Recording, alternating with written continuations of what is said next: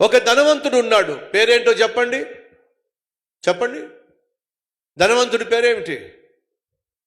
లిఖించబడలా. యేసుక్రీస్తు ఈ భూమి మీద ఉన్నప్పుడు ఉపమానాలు చెప్పాడు. ఉపమానములు లేకుండా ఆయన ఏదీ బోధించలేదు. ఎందుకంటే తను వాక్యాన్ని బోధిస్తున్నప్పుడు ఉపమానములు వాడేవాడు. అనగా చిన్న చిన్న కథల ద్వారా సువార్తను లోకానికి అందించేవాడు. ఆయన అందించే సువార్త స్పష్టంగా అర్థం కావాలని, ప్రజలు పామర్లు ఆయన శ్రేష్టమైన సందేశాలు అర్థం చేసుకోవాలి, గ్రహించాలి అని చెప్పి ఉపమాన రీతిగా ఆయన బోధించేవాడు.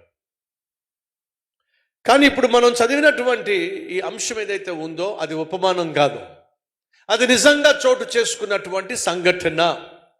ఎలా చెప్పగలం? యేసుక్రీస్తు ఉపమానం చెప్పాడు. ఒక తండ్రికి 2 కొడుకులు ఉన్నారు. పెద్దవాడి పేరేంటి చెప్పండి, మాట్లాడరే. చిన్నోడి పేరేంటి చెప్పండి, మాట్లాడరే. ఆ తండ్రి పేరేంటి చెప్పండి, మాట్లాడరే. అది ఉపమానం. ఉపమానాల్లో దేవుడు ఎప్పుడూ కూడా క్యారెక్టర్స్ యొక్క పేర్లు చెప్పలా. 5 బుద్ధి కలిగిన కన్యకులు, 5 బుద్ధి లేని కన్యకులు, వాళ్ళ పేర్లు ఏంటి చెప్పండి, అది ఉపమానం. అర్థమైందా? ఉపమానాలు ప్రభువు చెప్పినప్పుడు ఆ ఉపమానాల్లో ఉన్నటువంటి క్యారెక్టర్స్ పేర్లు ఎప్పుడు చెప్పలా. కానీ ఇక్కడ ఇది ఉపమానం కాదు. ఒక ప్రాంతంలో ధనవంతుడు ఉన్నాడు, అదే ప్రాంతంలో ఒక దరిద్రుడు ఉన్నాడు. ఆ దరిద్రుని పేరేమిటి? లాజరు. లాజరు అనే పేరు ఉంది.